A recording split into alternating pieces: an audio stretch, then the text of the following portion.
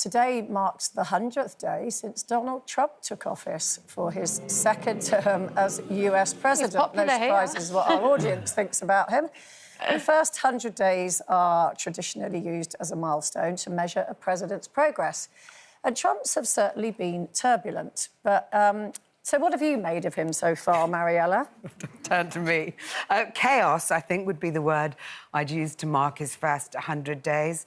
I mean, you know, tariffs, US aid cancelled.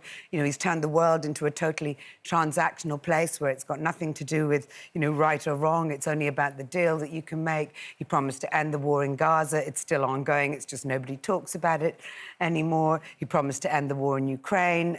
Clearly, that's not over yet. And I think, in a way, the worst thing that's happened is, you know how, like, Tesla value has dropped because of Elon Musk's involvement with him and everything? I think America's value has dropped.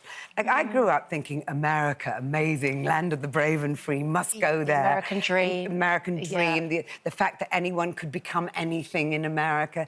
And for me, that whole reputation, I think, is gone now.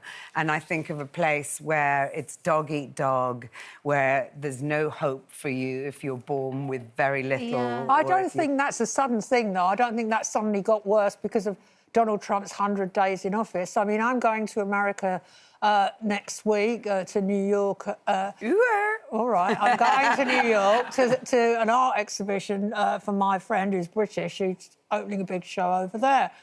And it'll be interesting going back to New York because I haven't been since before COVID. I think America has always been a pretty brutal place in a lot of ways. I don't think Donald Trump has suddenly made it dramatically worse in his first 100 days. I think it declined under Joe Biden.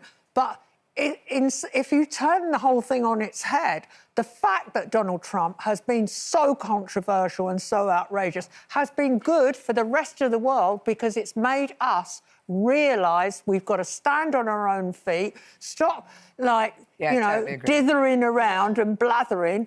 Europe's got to kind of work out a way of working as a unit all together and not arguing. And stop thinking that the US is the big one. Exactly. She finds the positives every time. That's why I love her. I know. I mean, for me, the main crime was Donald Trump wearing that blue suit to the Pope's funeral. That was so disrespectful. And the fact that he goes everywhere with a posse of blokes, like he can't speak, he's got to have the yes men. Like, he seems in some respects like an ageing DJ. Yeah. But, you know, I mean, I have to say, like, what was it? 70 million people voted for him, and a lot of them still feel. I mean, like you said, he's been chaotic and he's thrown everything up in the air. But a lot of people felt that the status quo needed to be challenged. No, and I think that's true, and I think that's to Janet's point. But I also heard today, in fact, that he's now the least popular president of the last 80 years. So his approval ratings have completely collapsed. So, you know, we sort of dismiss the people who voted for him, but I think people voted for Trump for all kinds of different reasons, and we can't kind of reject all of them. I think it does change your view in America, though, because I've been out in America a lot the last year or two. I've been making a documentary series in women's prisons called Locked Up in Louisiana. It's on UNW channel this Sunday. So I've been really, like, dealing with people whose lives have been affected by the opioid crisis, the gun laws, and where the system has really failed them. And I think, like Mariella, I remember growing up thinking of America as stars and lights and where people go to better their life. And I think, having spent time in that section of society now, I don't know if I would holiday there with my kids in the way that I may have put it on a pedestal before. So it definitely tarnishes it, I think, mean, I'd be interested to see what you think of New York, because I went last year and it was Biden. New York's very different, though. I thought there were stark changes. I'll be interested to see what you think.